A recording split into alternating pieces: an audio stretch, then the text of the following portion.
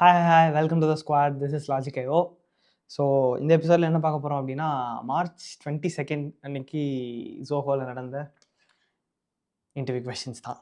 Okay, so இந்த settle பார்த்தீங்கன்னா 10 questions இருக்குது. அண்ட் இந்த 10 கொஷின்ஸில் நிறைய கொஷின் வந்து ரிப்பீட்டட் கொஷின்னா நம்மளே சால்வ் பண்ணி ஆல்ரெடி லாஜிக் ஐஓவில் வீடியோ போட்டிருக்கோம்.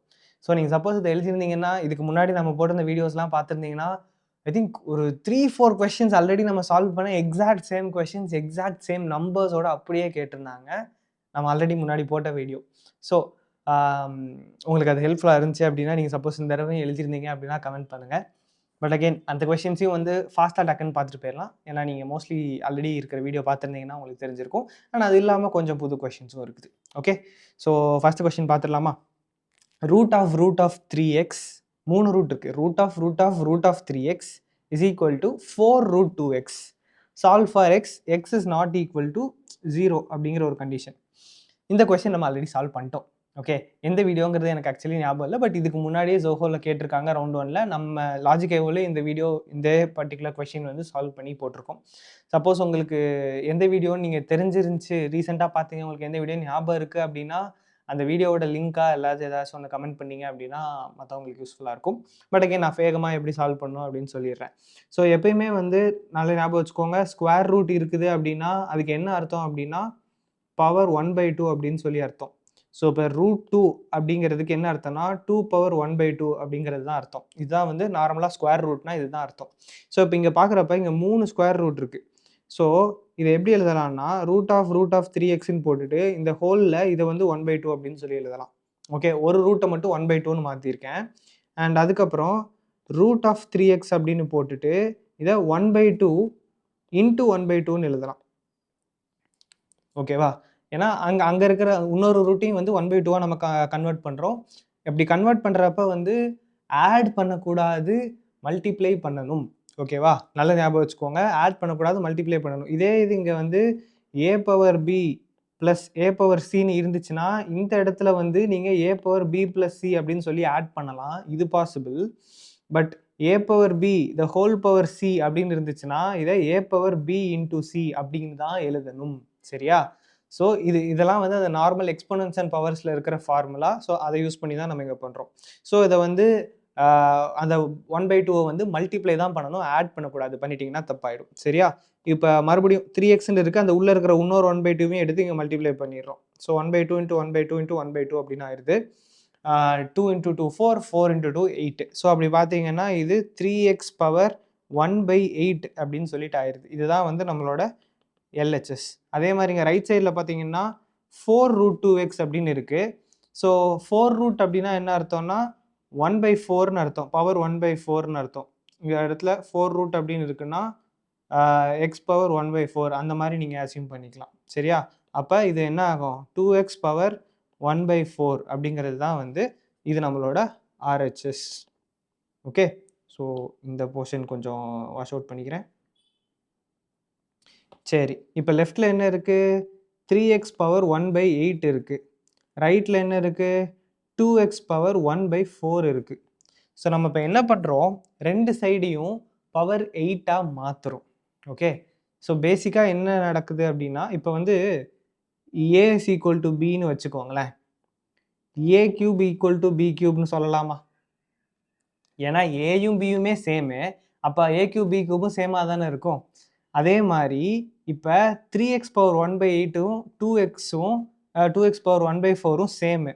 ஸோ இந்த இடத்துல இப்படி நீங்கள் அசியூம் பண்ணிக்கோங்களேன், a is equal to 3x power 1/8ன்னு அசியூம் பண்ணிக்கோங்க, b is equal to 2x power 1/4ன்னு அசியூம் பண்ணிக்கோங்க. ஸோ இதை வச்சு பார்த்தீங்கன்னா இங்கே a is equal to bங்கிற ஃபார்மேட்டில் நம்ம எழுதிடலாம். இது ரெண்டுத்தையும் வந்து a equal to bன்னு எழுதிடலாம். அப்போ a power 8 is equal to b power 8ங்கிறதும் ட்ரூ தானே? ஏன்னா இப்போ 2 is equal to 2. Okay, 2 equal to 2னா 2 பவர் 8 equal to 2 பவர் 8 தானே? அது ஒரு பேசிக்கான ஒரு காமன் சென்ஸில் சொல்கிற விஷயங்கள் தானே. ஸோ அதே மாதிரி என்ன பண்ணுறோம், இது ரெண்டுத்தையுமே வந்து பவர் 8ஆல் மல்டிப்ளை பண்ணுறோம். ஸோ 3xல இங்கே 1/8 தி ஹோல் பவர் 8 அப்படின்னு சொல்லி போட்டுக்கிறோம். அதே மாதிரி இங்கே 2x பவர் 1/4 தி ஹோல் பவர் 8 அப்படின்னு சொல்லி போட்டுக்கிறோம். அண்ட் நம்மளுக்கு என்ன தெரியும், a power b the whole power cன்னு கொடுத்தா a power b into c அப்படின்னு சொல்லி எழுதணுமா? ஸோ அதே மாதிரி இங்கே எழுதுனீங்கன்னா 3x பவர் 1/8 இன்ட்டு 8ன்னு ஆகுது. அதே மாதிரி இங்கே 2x பவர் 1/4 இன்ட்டு 8 அப்படின்னு சொல்லிட்டு ஆகுது. ஓகே, ஸோ 1/8 இன்ட்டு 8 வந்து 1. அப்போ இந்த லெஃப்ட்டில் வந்து 3xன்னு ஆயிடுது. ரைட் சைடில் 1/4 இன்ட்டு 8 வந்து 2. ஸோ 2x, ஐயோ எக்ஸை இப்போ எக்ஸ்பொனண்ட்டாக எழுதிட்டேன், 2x த ஹோல் ஸ்கொயர் அப்படின்னு ஆகுது. So 3x is equal to 4x ஸ்கொயர்னு ஆகுது. இது ஒரு நார்மலான பாலினாமியல் ஆயிடுச்சு. இதுக்கப்புறம் நம்ம சால்வ் பண்ணுறது எப்பயும் பண்ணுற மாதிரி தான். ஸோ திரும்ப எழுதிக்குவா, 3x minus 4x square is equal to 0 அப்படின்னு எழுதிக்கலாமா? இல்லை 3x is equal to 4x ஸ்கொயர்னு இருக்குது, 0 மாற்றி வச்சுப்போம். Okay, 3x is equal to 4x ஸ்கொயர்னு இருக்குது. அப்போ வந்து 4x square minus 3x is equal to 0ன்னு எழுதலாம். இதுலேருந்து எக்ஸை காமனாக எடுத்திங்கன்னா என்ன ஆகும்? 4x minus 3 is equal to 0ன்னு ஆகும். ஸோ ப்ராடக்ட் ஆஃப் 2 நம்பர்ஸ் வந்து 0வாக இருக்குது. x into 4x minus 3 0வாக இருக்குது. அப்படின்னா என்ன அர்த்தம்? ரெண்டு நம்பரோட ப்ராடக்ட் வந்து 0வாக இருக்குன்னா ரெண்டில் ஏதாச்சும் ஒரு நம்பர் 0வாக இருந்தால் தானே முடியும். ஸோ ஒன்று x is equal to 0வாக இருக்கலாம், x is equal to 0வாக இருக்கலாம், அல்லது 4x minus 3 வந்து 0வாக இருக்கலாம். கொஸ்டினில் வந்து x is not equal to 0ன்னு கொடுத்துட்டாங்க.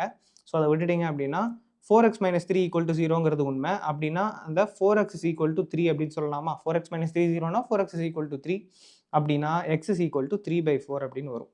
ஓகே, நான் அதான் இங்கே நோட் பண்ணி வச்சுருக்கேன், ஏதாவது கேர்லெஸ் மிஸ்டேக் பண்ணி ஆன்சர் தப்பாகிடக்கூடாதுங்கிறதுக்காக.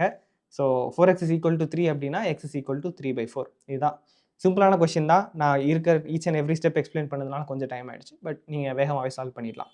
ஓகே, ஆக்சுவலி போன வீடியோவில் இதோட கொஞ்சம் ஸ்லோவாக நிதானமாக சொல்லியிருப்பேன்னு நினைக்கிறேன். இது ரிவிஷன் மாதிரி வச்சுக்கோங்களேன். Fine, moving on to the next question.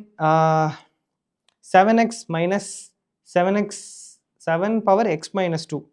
First term வந்து 7x, எங்கே இருக்குது அந்த ஒரு லேசர் உண்டு, எங்கடா அதை காணுமா? இந்த இருக்குது. ஃபஸ்ட்டு டேர்ம் வந்து 7x, ரெண்டாவது டேர்ம் 7 பவர் x மைனஸ் 2. இந்த x மைனஸ் 2ங்கிறது ஒரு term. So 7 power x minus 2 is equal to 48 into 7 power 6. இந்த கொஸ்டினும் நம்ம ஆல்ரெடி சால்வ் பண்ண ஒரு கொஸ்டின். ஓகே, இந்த கொஸ்டினும் கேட்டிருக்காங்க இந்த டைமு, பட் இதுவுமே நம்ம ஆல்ரெடி ப்ரீவியஸாக ஏதோ ஒரு வீடியோவில் சால்வ் பண்ணியிருக்கோம். 2024 கேட்ட கொஸ்டின் தான், பட் எந்த மந்த்துங்கிறதுலாம் எனக்கு ஞாபகம் இல்லை. சப்போஸ் உங்களுக்கு ஞாபகம் இருந்துச்சுன்னா அதையும் டேக் பண்ணுங்கள். ஏன்னா அதுக்கு நான் சாம்பிள் கொஸ்டின் வேறு எதுவும் சேர்த்து நான் கொடுத்துருக்க வாய்ப்புகள் இருக்குது. ஓகே, ஸோ இதை என்ன பண்ண போகிறோம், இந்த லெஃப்டில் இருக்கிறது நீங்கள் அப்படியே விட்டுருங்க, அது அப்படியே இருக்கட்டும். ஓகேவா? இந்த 48 பார்த்தா உங்களுக்கு என்ன தோணுது? இது ஆக்சுவலி ஒரு ப்ரூட் ஃபோர்ஸ் மெத்தடில் ஸ்டெப் பை ஸ்டெப்பாக சால்வ் பண்ணுறதுக்குமே நான் ப்ரீவியஸ் வீடியோ சொல்லியிருப்பேன், பட் அது கொஞ்சம் லாங் விண்டட் ப்ராசஸ். அதனால் நம்ம ஒரு ஷார்ட்கட் மூலமாக எப்படி சால்வ் பண்ணணும்னு பார்க்க போகிறோம்.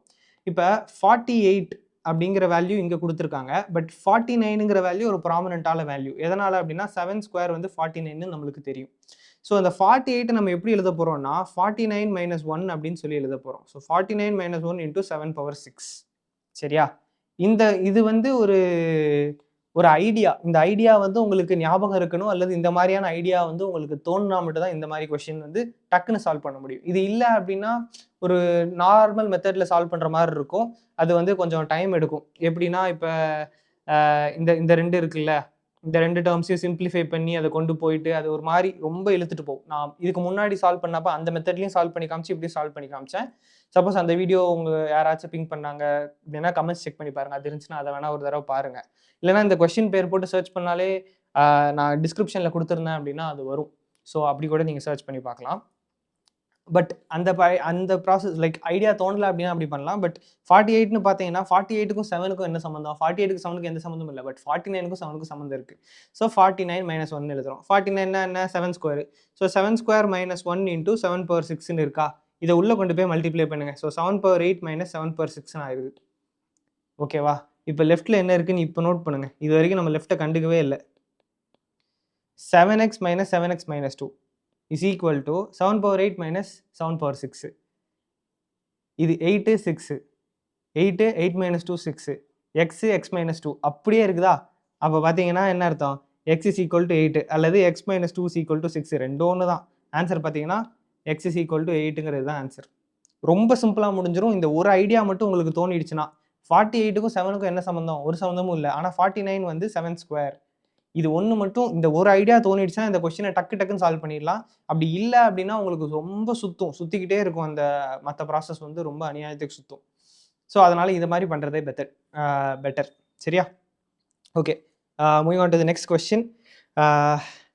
கொஷின் முதல்ல வாசிச்சிடுறேன், இது கொஞ்சம் பெரிய கொஷினாக இருக்கிறதுனால. A set of students with average age 16 is added into a class of students with average age 18. The resultant average becomes 17. Find the ratio of the number of students added in the class and the total number of students initially present in the class. Okay, so ratio என்ன, இனிஷியலாக எவ்வளோ பேர் பேச இருந்தாங்கன்னு சொல்லிட்டு 2 கேள்வி இருக்குது. Actually இந்த 2வது போர்ஷன் ஆஃப் த கேள்வி கொஷினில் கேட்டாங்கன்னு தெரில. ஏன்னா நான் அந்த கொஷின் அவர் அனுப்பியிருந்தது வந்து அஸ்லாம் அப்படிங்கிற ஒரு ப்ரோ தான் அனுப்பியிருந்தார். அவர் அனுப்புனது வாட்டி கிளியராக இல்லை, அதுக்கப்புறம் திரும்ப அவரே அனுப்பினார். பட் நான் அதுக்கு முன்னாடி இந்த கொஷின் எடுத்துட்டேன். ஸோ ஃபைன், பட் இதே கொஷின் தான், எக்ஸாக்டான சேம் கொஷின் தான். ஸோ அதனால் எதுவும் பயப்படாது தான். சரி, ஃபஸ்ட்டு என்ன சொல்லியிருக்காங்கன்னா, ஒரு கிளாஸ் இருக்குது, அந்த கிளாஸை வந்து நம்ம கிளாஸ் ஏ அப்படின்னு சொல்லி வச்சுக்கலாம். அந்த கிளாஸில் வந்து ஆவரேஜ் ஏஜ் பார்த்தீங்கன்னா 16. அதே மாதிரி இன்னொரு கிளாஸ் இருக்குது கிளாஸ் பி, அதில் ஆவரேஜ் ஏஜ் பார்த்தீங்கன்னா 17. இது ரெண்டுத்தையும் சேர்த்து கிளாஸ் ஏ ப்ளஸ் பின்னு ஆக்குறப்ப அங்கே ஆவரேஜ் ஏஜ் பார்த்தீங்கன்னா, இல்லை நான் மாற்றி சொல்லிட்டேன், கிளாஸ் பியோட ஆவரேஜ் ஏஜ் வந்து 18 இருக்குது. சரியா, ரெண்டுத்தையும் சேர்க்குறப்ப அதோட ஆவரேஜ் ஏஜ் வந்து 17 அப்படின்னு மாறுது. ஸோ ஏல இருந்த ஸ்டூடெண்ட்ஸ் அண்ட் பியில் இருந்த ஸ்டூடெண்ட்ஸ் இது ரெண்டுத்துக்கான ரேஷியோ என்ன அப்படின்னு சொல்லி கேட்குறாங்க. ஓகே, ஸோ இதுதான் வந்து கொஸ்டின். இப்போ நம்ம ஃபஸ்ட்டு இந்த மாதிரி ஆவரேஜ் கம்பைன் பண்ணுறாங்க, அதுக்கப்புறம் ரிசல்டன்ட் ஆவரேஜ் இப்படி வந்தாலே, இப்போ இது பார்த்தீங்கன்னா இதில் இருக்கிற எல்லாமே இந்த மொத்த காலமே ஆவரேஜ் தான். இது வந்து கிளாஸ் ஏவோட ஆவரேஜ், கிளாஸ் பியோட ஆவரேஜ், கம்பைன்ட் ஆவரேஜ். ஸோ இந்த மாதிரி எல்லாமே ஆவரேஜாக டீல் பண்ணுறாங்க. 2 ஆவரேஜ் ஆட் பண்ணி இன்னொரு ஆவரேஜ் வருது. இப்படி வந்தாலே நம்ம என்ன பண்ணணும், அதை ஆவரேஜ்லேருந்து சம்மாக கன்வெர்ட் பண்ணணும். சம்மாக கன்வெர்ட் பண்ணால் தான் நம்மளால் டீல் பண்ண முடியும். ஓகேவா? ஸோ ஃபஸ்ட்டு என்ன பண்ணுறோம், கிளாஸ் ஏல இருக்கிற students, number of students in class A வந்து நான் எக்ஸ்ன்னு அசியூம் பண்ணிக்கிறேன். அதே மாதிரி number of students in B வந்து ஒய்ன்னு அசியூம் பண்ணிக்கிறேன். சரியா, அப்போ கிளாஸ் ஏயோட டோட்டல், கிளாஸ் ஏயோட டோட்டல்னா என்ன அர்த்தம், டோட்டல் ஏஜ். ஒருத்தருக்கும் வேறு வேறு வயசு இருக்கும், எல்லா வயசையும் கூட்டுனா வர்றது, கூட்டி அதை வச்சு தான் அவங்க ஆவரேஜ் எடுத்திருக்காங்க. ஸோ அதோட டோட்டல் சம்மும் இந்த ஆவரேஜோட டோட்டல் கவுண்ட்டை கூட்டினா வர்ற வேல்யூ ஒன்றா இருக்கும் இல்லையா? ஸோ பேசிக்காக நான் என்ன சொல்கிறேன்னா, 5 நம்பர்ஸ் இருக்குன்னு வச்சுக்கோங்களேன், n1, n2, n3, n4, n5 இருக்குது. இதை எல்லாத்தையும் ஆட் பண்ணிவிட்டு டிவைடட் பை 5 போட்டிங்கன்னா உங்களுக்கு ஆவரேஜ் கிடைக்கும். ஓகேவா? இதுதான் வந்து ஆவரேஜ் ஃபார்முலா. இப்போ இந்த 5 கொண்டு போய் ஆவரேஜோட மல்டிப்ளை பண்ணிங்கன்னு வச்சுக்கோங்களேன், இந்த லெஃப்டில் இருக்கிற எல்லா சம்மும் கிடச்சிரும் இல்லையா? அப்படி தானே? இது பேசிக்காக ஆவரேஜில் இருக்கிற ஒரு நார்மல் ஃபார்முலா தான், நான் ஒன்றும் பெரிய வித்தை எதுவும் சொல்லலை. So sum of all terms divided by total number of terms is equal to average நம்மளுக்கு தெரியும். So average into total number of terms is equal to sum of all terms. இதுதான் வந்து பேசிக்கான ஆவரேஜ் ரூல். ஸோ அதை தான் வந்து நம்ம இங்கே பயன்படுத்த போகிறோம். ஆவரேஜ் வந்து நம்மளுக்கு 16 அப்படின்னு தெரியும், இன்ட்டு நம்பர் ஆஃப் ஸ்டூடெண்ட்ஸை வந்து எக்ஸ் அப்படின்னு சொல்லி வைக்கிறோம். ஸோ இதோட டோட்டல் பார்த்தீங்கன்னா 16x அப்படின்னு ஆகுது. இதே மாதிரி கிளாஸ் பியோட டோட்டல் பார்த்தீங்கன்னா total age, so sum of all their ages. Class பியில் வந்து ஆவரேஜ் ஏஜ் வந்து 18 இருக்குது, நம்பர் ஆஃப் ஸ்டூடெண்ட்ஸ் வந்து ஒய்ன்னு வைக்கிறோம், அப்படி பார்த்தா 18y அப்படின்னு சொல்லிட்டு ஆகுது. ஸோ இதுதான் வந்து கிளாஸ் ஏவோட டோட்டல் ஏஜ், இது கிளாஸ் பியோட டோட்டல் ஏஜ். இப்போ வந்து கம்பைன்டு கிளாஸ் ஏ ப்ளஸ் பி இருக்கு இல்லையா, ஏ ப்ளஸ் பியோட டோட்டல் கண்டுபிடிக்க போகிறோம். சரியா, இதில் ஏ ப்ளஸ் பியில் ஆவரேஜ் பார்த்தீங்கன்னா 17ன்னு சொல்லிட்டாங்க, இன்ட்டு இதில் நம்பர் ஆஃப் ஸ்டூடெண்ட்ஸ் எத்தனைன்னு உங்களுக்கு தெரியாது. நம்பர் ஆஃப் ஸ்டூடெண்ட்ஸை நம்ம அசியூம் பண்ணல. ஏன் அசியூம் பண்ண தேவையில்லை அப்படின்னா, கிளாஸ் ஏவையும் கிளாஸ் பியையும் கம்பைன் பண்ணி தான் இந்த புது ஏ ப்ளஸ் பி கிளாஸ் உருவாயிருக்கு. அப்போ நம்பர் ஆஃப் ஸ்டூடெண்ட்ஸ் என்ன, எக்ஸ் ப்ளஸ் ஒய் தான். அந்த கிளாஸில் எக்ஸ் இருக்காங்க, இந்த கிளாஸில் ஒய் இருக்காங்க. அப்போ கம்பைன் பண்ணி கிரியேட் பண்ணுற கிளாஸில் எக்ஸ் ப்ளஸ் ஒய் ஸ்டூடெண்ட்ஸ் இருப்பாங்க. Basic common sense. Okay, so 17 into x plus y இப்படி பார்த்தீங்க அப்படின்னா 17x + 17y அப்படின்னு சொல்லிட்டு வந்துடும். ஸோ இது வந்து சம் ஆஃப் எல்லா ஸ்டூடெண்ட்ஸும், கிளாஸ் ஏல இருக்கிற ஸ்டூடெண்ட்ஸு, கிளாஸ் பியில் இருக்கிற ஸ்டூடெண்ட்ஸு எல்லாரோட ஏஜையும் ஆட் பண்ணிங்கன்னா இந்த 17x + 17y வரப்போகுது. ஸோ இண்டிவிஜுவலாக இருக்கிற 16x + 18y is equal to 17x + 17y. அவ்வளோதானே? இண்டிவிஜுவலாக total sum of all ages in class A வந்து 16x, இண்டிவிஜுவலாக total sum of all ages in class B வந்து 18y. கம்பைன் பண்ணதுக்கப்புறம் டோட்டல் ஏஜஸ் எல்லாத்தையும் சேர்த்து வந்து 17x + 17y. ஸோ இது ரெண்டும் சேமாக தானே இருக்கும். தனித்தனியாக இருக்கிறப்போ சேர்த்து இருக்கப்போ சம்மு வந்து சேமாக தானே இருக்கும். ஆவரேஜ் வந்து சேஞ்ச் ஆகுது, பட் எல்லாரோட வயசோட அந்த கூட்டுத்தொகையும் வந்து ஒன்றா தான் இருக்க போகுது. ஸோ இதுதான் வந்து அந்த இதில் நம்ம ஃபார்ம் பண்ணுற ஈக்குவேஷன். ஸோ இதில் எக்ஸ் அந்த பக்கம் கொண்டு போயிட்டு ஒய் இந்த பக்கம் கொண்டு வந்தீங்கன்னு வச்சுக்கோங்களேன். இந்த இடத்துல நம்மளுக்கு என்ன கிடைக்குது, y is equal to xன்னு சொல்லி கிடைக்கும். ஏன்னா 17y இந்த பக்கம் வந்துச்சுன்னா 18y மைனஸ் 17yங்கிறது y. 16x அந்த பக்கம் போச்சுன்னா 17x மைனஸ் 16xங்கிறது x. So x is equal to yன்னு கிடைச்சிருச்சு. ஸோ அந்த ரேஷியோன்னு கேட்டிருக்கோங்க பாருங்க, அந்த ரேஷியோக்கான ஆன்சர் வந்து 1:1. 1:1 தான் ரேஷியோ. ஸோ கொஸ்டினில் என்ன கேட்டிருக்காங்கன்னா, நம்பர் ஆஃப் ஸ்டூடெண்ட்ஸ் வந்து ஒரிஜினலாக எவ்வளோ இருந்தாங்களோ அதுக்கப்புறம் எத்தனை பேரை ஆட் பண்ணாங்களோ அது ரெண்டுத்துக்கும் இருக்கிற ரேஷியோ அப்படிங்கிறது கேட்டிருக்காங்க. ஸோ எக்ஸுக்கும் ஒய்க்கும் இருக்கிற ரேஷியோ தான் அது வந்து இந்த 1:1 தான். ஸோ இதுதான் இந்த கொஸ்டின். இது ஆக்சுவலி ஒரு புது கொஸ்டின். இது வந்து நம்ம இதுக்கு முன்னாடி சால்வ் பண்ணல. இந்த வீடியோ தான் மொதல் வாட்டி சால்வ் பண்ணுறோம். இது ஒரு புது கொஸ்டின் தான். அகைன் இதுவும் வந்து சிம்பிளான கொஸ்டின் தான். உங்களுக்கு அந்த ஆவரேஜுக்கும் அந்த சம்முக்கும் இருக்கிற அந்த ரிலேஷன்ஷிப் தெரிஞ்சால் அந்த கொஸ்டின் நீங்கள் ஈஸியாக சால்வ் பண்ணிடலாம்.